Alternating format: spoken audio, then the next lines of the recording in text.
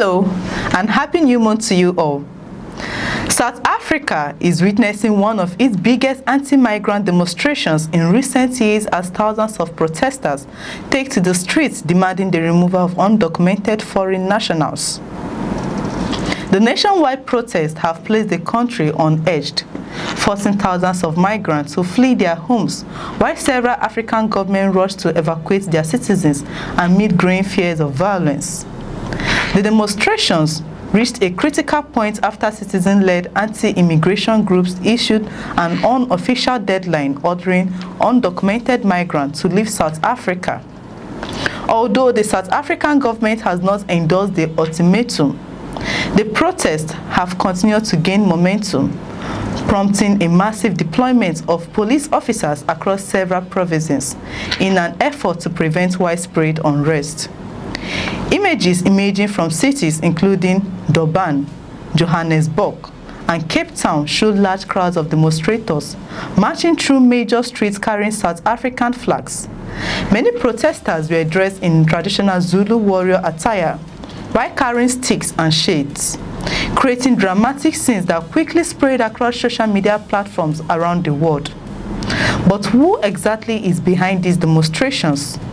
And why has the situation escalated so rapidly? According to reports, the protests are being organized by a coalition of small political parties and citizen-led vigilante groups who argue that undocumented migrants are responsible for rising crime, unemployment, and increasing pressure on public services. The groups insist that illegal immigration has become a major burden on South Africa's economy. They argue that foreign nationals are taking jobs that should belong to South Africans, while also placing enormous pressure on schools, hospitals, and housing. However, many political analysts strongly disagree with that narrative. Experts say migrants have become convenient scapegoats for much deeper economic problems facing South Africa. The country continues to battle one of the highest unemployment rates in the world, with nearly one-third of the workforce currently unemployed. Political scientist Sandile Swana described the movement as a form of political opportunism, arguing that frustration over poverty and economic hardship are being redirected towards vulnerable migrant communities instead of addressing the country's structural economic challenges. According to analysts, the protests have also been amplified through social media, where misinformation and unverified claims have circulated widely, further inflaming tensions between South Africans and foreign nationals. So why is all of this happening now? The root of the current crisis can be traced back several months. Demonstration first began after undocumented migrants were prevented from accessing certain public hospitals and clinics. Since then, anti-immigration groups have become increasingly organized, eventually announcing a nationwide deadline demanding that undocumented foreigners leave South Africa. The timing is also politically significant. South Africa is preparing for municipal elections later this year, and observers believe immigration has become a highly sensitive political issue. Some political groups have increasingly focused on illegal immigration as a campaign issue, arguing that stronger border controls and stricter immigration enforcement are necessary. Official statistics show that South Africa is home to approximately 3 million immigrants, representing just over 5% of the country's population. Most originate from neighboring South African countries facing economic hardship, political instability, or conflicts, including Zimbabwe, Mozambique, Malawi, and the Democratic Republic of Congo. Unfortunately, the growing political tension has now translated into real violence.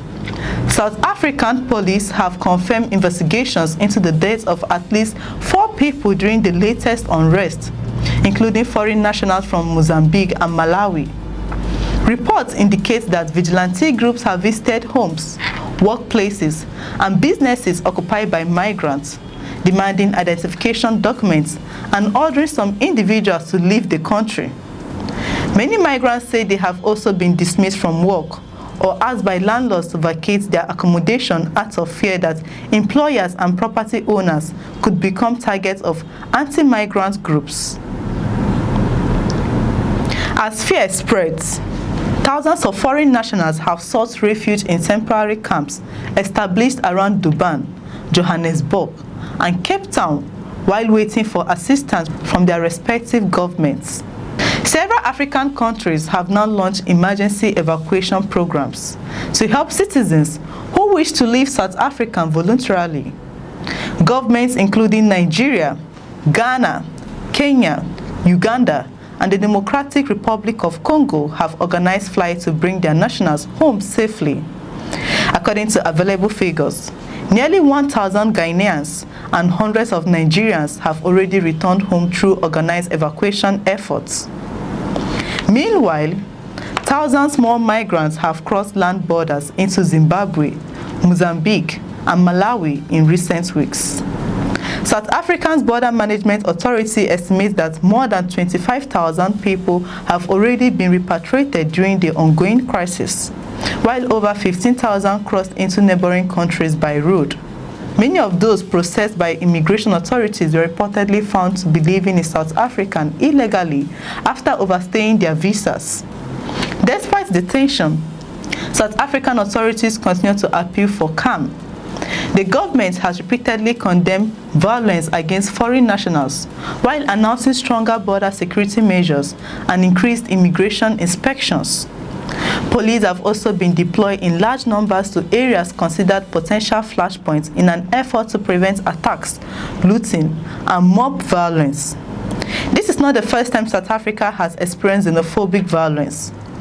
In 2008, anti-immigrant riots left more than 60 people dead and displaced thousands of others. Similar outbreaks occurred again in 2015, 2016, and 2019 when foreign-owned businesses were attacked and several people lost their lives. However, analysts say the current situation is different because multiple African governments are simultaneously evacuating thousands of their citizens, making this one of the largest coordinated repatriation efforts in recent years.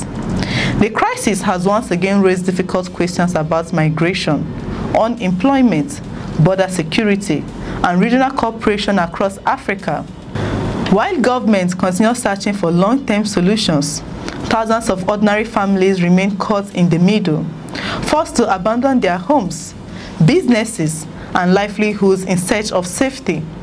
As South Africa navigates one of its most challenging movements in recent years, the hope across the continent is that peace, dialogue, and respect for human dignity will prevail over fear, violence, and division. Security remains on high alert. Evacuation flights continue, and thousands of migrants wait anxiously to see what happens next in a crisis that continues to capture the attention of Africa and the world. Let us know your opinion in the comment section below. Please like, share, and subscribe to the channel for more news reports. I'm Chidera Iso. Thank you for watching. Do have a beautiful day.